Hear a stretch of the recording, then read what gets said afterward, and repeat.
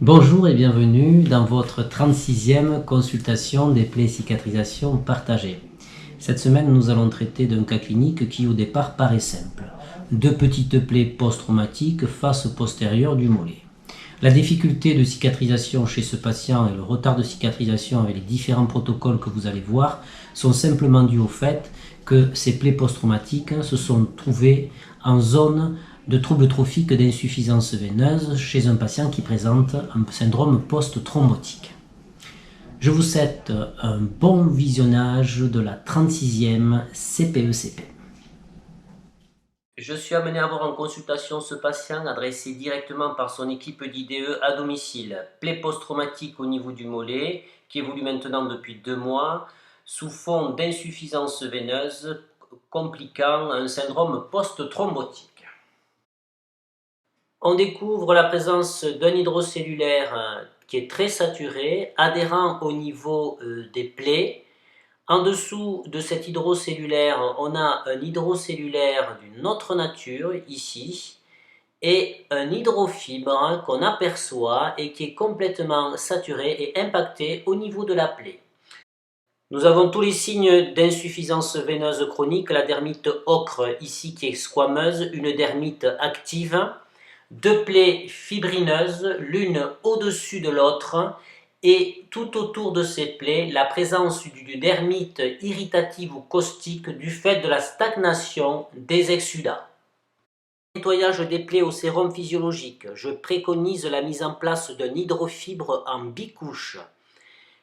Traitement de la dermite irritative ou caustique à l'aide d'une préparation magistrale associant un dermocorticoïde à de l'acide fuchsidique. Nous sommes en attente du résultat bactériologique réalisé par les infirmières. Le tout sera recouvert d'un pansement superabsorbant maintenu par une tubulure. On revoit le patient à 1 semaine. Le prélèvement à visée bactériologique a mis en évidence un staphylocoque doré en concentration pathogène. On constate que le pansement superabsorbant est peu saturé. En revanche, l'hydrofibre, lui, est bien saturé. Mais vous voyez de façon ponctuelle, on voit la marque des deux plaies. Il n'y a plus cet exsudat majeur sur la dermite caustique qui a guéri en 1 semaine après l'application de la préparation à base de dermocorticoïdes et d'acide fuchsidique. La plaie est devenue, les plaies en fait sont devenues creusantes et fibrineuses.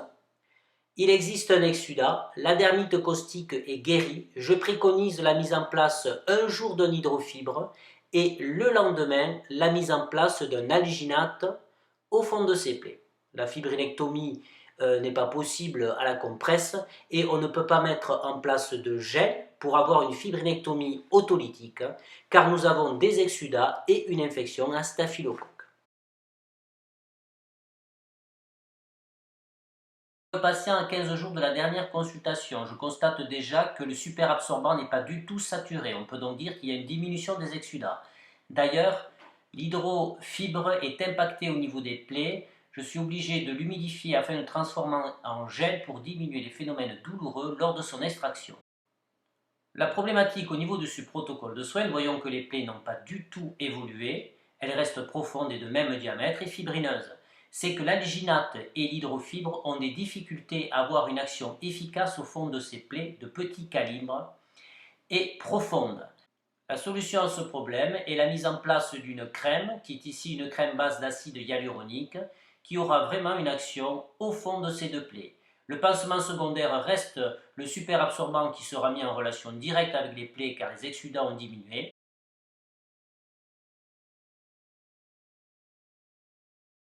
3 semaines de la dernière consultation, je constate que le pansement superabsorbant est un peu plus saturé, il y aurait peut-être une augmentation des exsudats. Le pansement superabsorbant était adhérent au niveau des plaies lors de son ablation, occasionnant des phénomènes douloureux.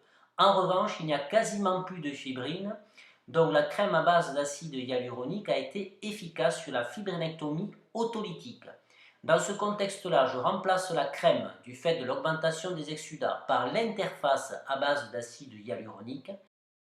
qui doit être mise absolument en monocouche, et si vous voulez savoir pourquoi il ne faut pas doubler les interfaces, je vous renvoie à la CPECP numéro 13. On revoit ce patient en consultation tardive quand entre-temps il y a eu la période de confinement. Nous avons géré les protocoles de soins avec son équipe infirmière à domicile par téléconsultation et mail. Les deux plaies se sont rejoints entre-temps. Nous avons donc arrêté la mise en place de l'interface à base d'acide hyaluronique, réinstauré un hydrofibre en bicouche car il y a eu une augmentation des exsudats avec réapparition de la dermite caustique. À l'ablation du pansement super absorbant, nous voyons l'hydrofibre en bicouche en place, une dermite active au niveau de la peau péricéreuse qu'il va falloir donc traiter à nouveau. Quelques lésions de grattage sur la partie inférieure de la plaie. Le pansement super absorbant, quant à lui, est peu saturé.